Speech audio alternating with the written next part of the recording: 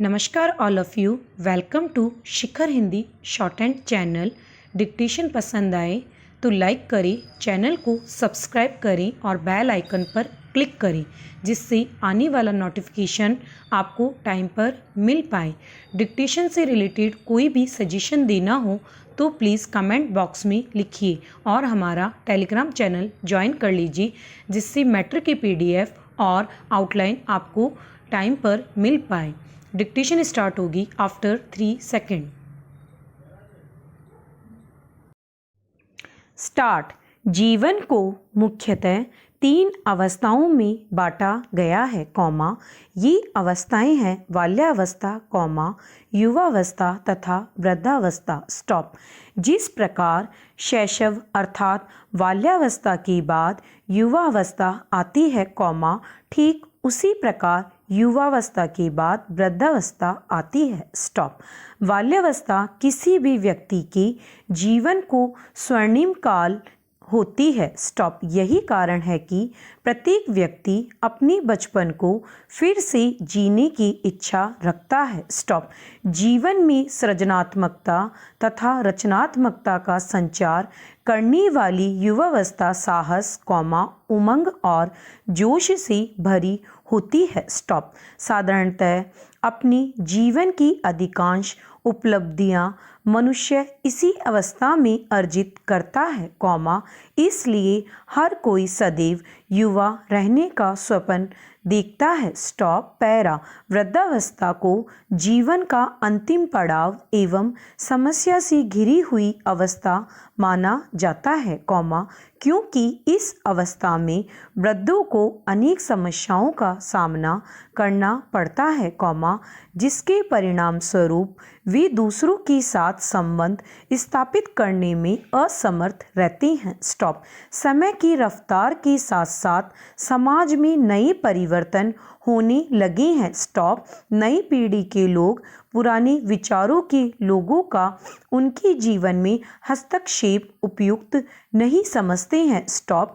इस कारण युवा पीढ़ी उनके विचारों एवं अनुभवों की उपेक्षा करती है। स्टॉप। वृद्धों की उपयोगिता भी समाज में कम होती नजर आने लगी है, शारीरिक समस्या। वृद्धावस्था जीवन का सांध्याकाल होती है। स्टॉप। इस अवस्था में मनुष्य की शारीरिक क्षमता में कमी आ जाती है, जिससे उसकी निर्भरता दूसरों पर बढ़ जाती है। स्टॉप। शरीर की सभी इंद्रियों की गति धीमी पड़ जाती है और व्यक्ति धीरे धीरे उन पर अपना नियंत्रण खोने लगता है। स्टॉप। शरीर कमजोर और अशक्त बन जाता है। स्टॉप। छोटी छोटी बीमारियां भी व्यक्ति को बहुत असहाय बना देती है। स्टॉप। जो व्यक्ति युवावस्था में अपनी समाज के प्रति बेहद सचेत होते हैं, वृद्धावस्था में भी रोगों से बच नहीं पाते। स्टॉप। इस अवस्था में व्यक्ति को रोग मुक्त रहना लगभग असंभव होता है, इसलिए चिकित्सकों से नियमित रूप से परामर्श करना उनके जीवन का अंग बन जाता है। स्टॉप। पैरा। मानसिक समस्या। यह सत्य है कि उम्र के इस पड़ाव पर वरिष्ठ नागरिकों की अपनी अनेक शारीरिक व्याधियों सिर उठा लेती है, परंतु यह उनकी वास्तविक समस्या नहीं है। स्टॉप। उनकी वास्तविक समस्या मानसिक है। स्टॉप। सरकारी अथवा गैर सरकारी संगठनों में वेतनभोगी कर्मचारियों को एक निर्धारित आयु के बाद सेवानिवृत्त कर दिया जाता है। स्टॉप। यह मान लिया जाता है कि अब व्यक्ति शारीरिक और मानसिक श्रम के योग्य नहीं रहा, चाहे वह व्यक्ति स्वस्थ ही क्यों न हो। स्टॉप। इसके बाद उसके जीवन में अनेक कठिनाइयां आने लगती है। स्टॉप। जैसे ही व्यक्ति की आर्थिक उपयोगिता में कमी आती है, वह सामाजिक रूप से भी अनुपयोगी समझ लिया जाता है। स्टॉप। पैरा।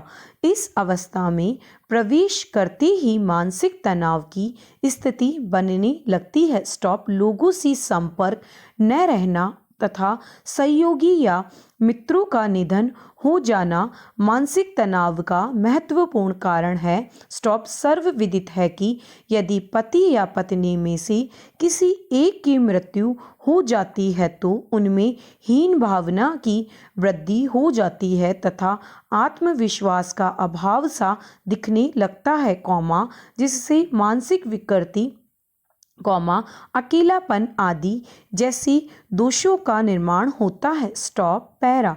स्वास्थ्य की समस्या शारीरिक बदलाव के अनुसार, मानसिक परिवर्तन भी होता है। स्टॉप। इस अवस्था में प्रवेश करते ही स्वास्थ्य संबंधी समस्याएं उभरने लगती है। स्टॉप।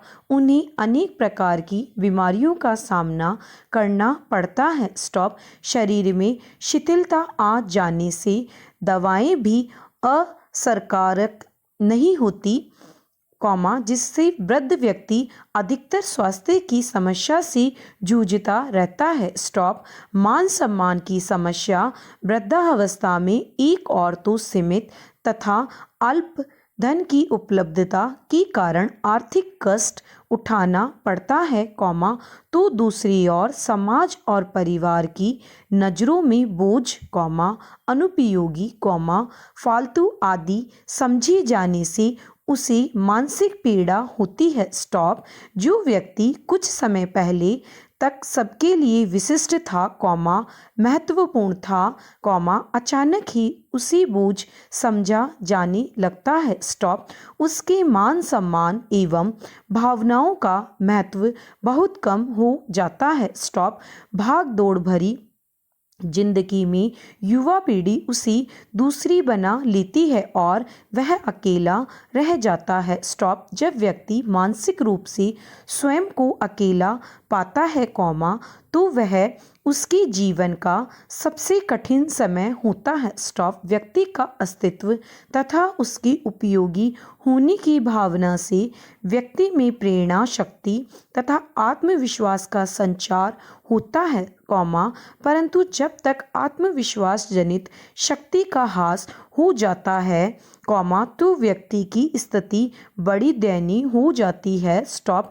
यही परिस्थिति वृद्धावस्था का सबसे बड़ा अभिशाप है। स्टॉप। पैरा। आर्थिक समस्या। यह समस्या वृद्धों की एक महत्वपूर्ण समस्या है। वृद्धों का आर्थिक समस्या का अनुभव होने लगता है। स्टॉप। इस अवस्था में कार्य क्षमता में कमी आ जाती है, जिससे दूसरों पर निर्भरता बढ़ने लगती है और युवाओं अथवा परिवार के सदस्यों द्वारा उन्हें अकेला छोड़ दिया जाता है। स्टॉप।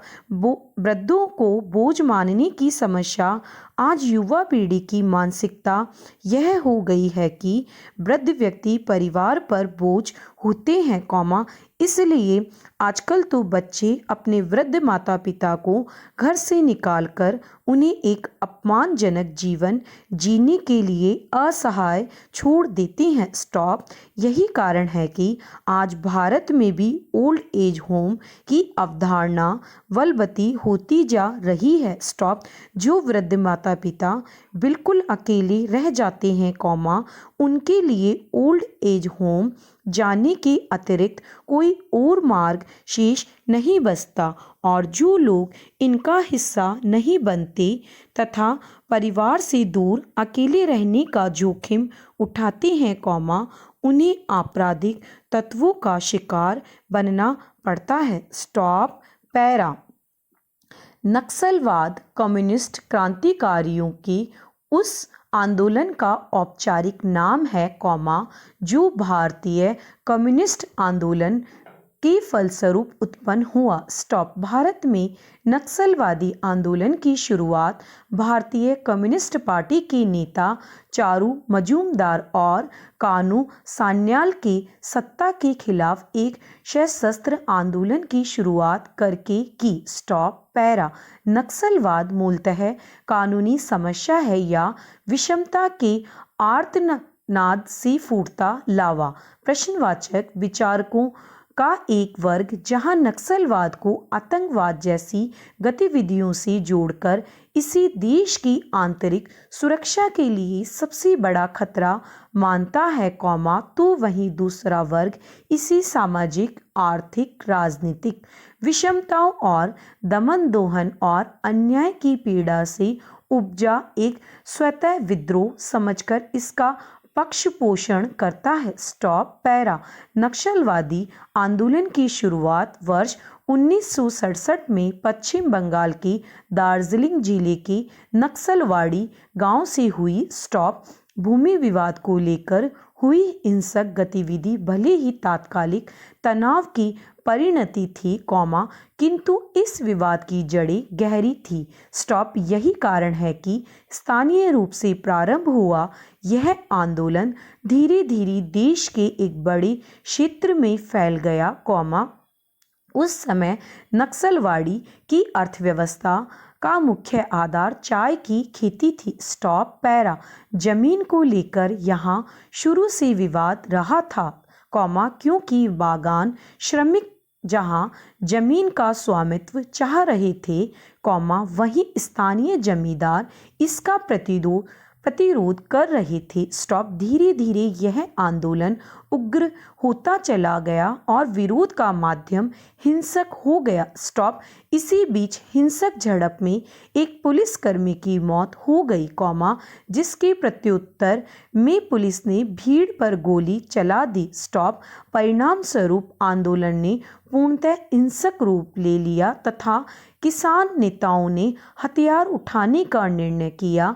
मूलतः भूमि की असमान वितरण से जुड़ा यह हिंसक आंदोलन देश के अन्य भागों में भी फैल गया तथा नक्सलवाड़ी गांव से आरंभ होने के कारण इसको नक्सलवाद तथा इससे जुड़े कार्यकर्ताओं को नक्सली कहा गया। पैरा। आदिवासी बहुल क्षेत्र विकास से कोसों दूर है। वहाँ प्राथमिक विद्यालय एवं अस्पताल की बात तो दूर, शुद्ध पेयजल जैसी बुनियादी सुविधाएं तक उपलब्ध नहीं है। इसके अतिरिक्त वहाँ पक्की सड़कें अभी तक नहीं बनाई जा सकी है, जिसके कारण ये क्षेत्र मुख्य क्षेत्रों से पूरी तरह से कटे हुए हैं। आदिवासी महिलाएं पहले से ही पूर्णतः वनों पर निर्भर पाई जाती है। वर्तमान समय में वन उन्मूलन एवं अवैध कारोबारियों द्वारा वनों पर कब्जा करने के कारण उनके सामने रोजी रोटी का संकट खड़ा हो गया है। आदिवासी क्षेत्रों में निर्धनता, बेरोजगारी, अशिक्षा, कुपोषण और अज्ञानता के कारण भी नक्सलवाद को बढ़ावा मिला है अथवा कुछ स्वार्थी लोग उन्हें दिग्भ्रमित कर अपने साथ जोड़ने में कामयाब रही हैं। यद्यपि भारत सरकार ने दलितों, आदिवासियों एवं कृषक समुदायों के हितों के संरक्षण हेतु कई कानून पारित किए हैं, किंतु अब तक उन्हें समुचित रूप से लागू नहीं किया जा सका है।